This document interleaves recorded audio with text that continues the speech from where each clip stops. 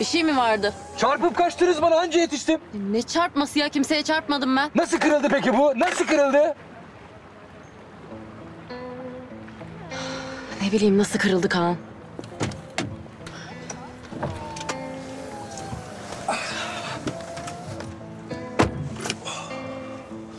Devam edeyim istiyorsun değil mi? İşin gücün makara. Bahar Hanım her şeye gülmüyor. Bu güzel. Kaan sen biraz cıvıksın. Bu kötü. Ciddi bir iş yapıyoruz. İnsanlar bize canını emanet ediyor. Daha da nasılsın? Ne yapıyorsun? Nasıl keyifler? Evet. Neler oldu anlat bakalım. Hiç. Depoda takıldık öyle işte. Ne yapalım, ne yapmayalım falan. Toplantı üstüne toplantı. Yoruldum vallahi. Geyiği keser misin? Ne yaptınız, ne aldınız? Ne konuşuldu İskender'le? Ben şok. Komiserim sen nereden biliyorsun İskender'i? Kaan, Bir an için göz göze geldik değil mi?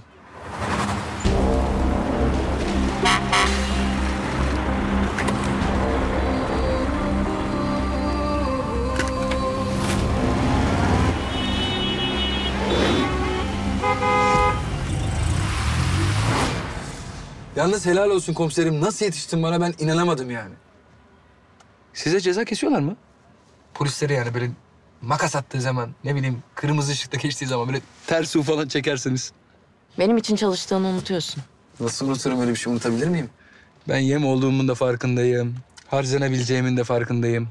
Allah'tan şimdi bir işinize yarıyorum da kıymet veriyorsunuz. Yoksa benim hikayem cart diye bitebilir. Bu senin elinde. Bitirmeyeceksin. Her şey bana bakıyor yani, öyle mi? Bana mı bakıyor? Birlikte komiserim, birlikte. Sen bana güvenmek istiyorsan ben de sana güvenebilmeliyim. Sen benimle pazarlık yapacak konumda değilsin. Pazarlık etmiyorum ben, iyi geçinmeye çalışıyorum. Yani çünkü ne kadar iyi geçinirsek çalışma şevkimizin o kadar artacağını düşünüyorum.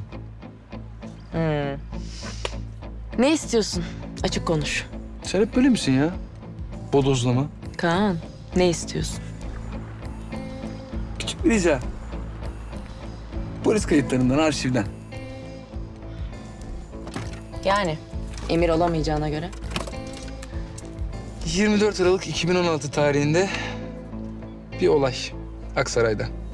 Bir ihbar var mı? Bir şikayet var mı? Onu öğrenmek istiyorum. Niye istiyorsun sen bunu? Yani ama bu böyle al gülüm ver gülüm ölçeğinde bir rica. Gizli saklı bir şey değil. Peki sen o gün yani o gece işte her neyse o civarda mıydın? Polis kayıtlarına göre hayır. Biliyorsan neyi soruyorsun?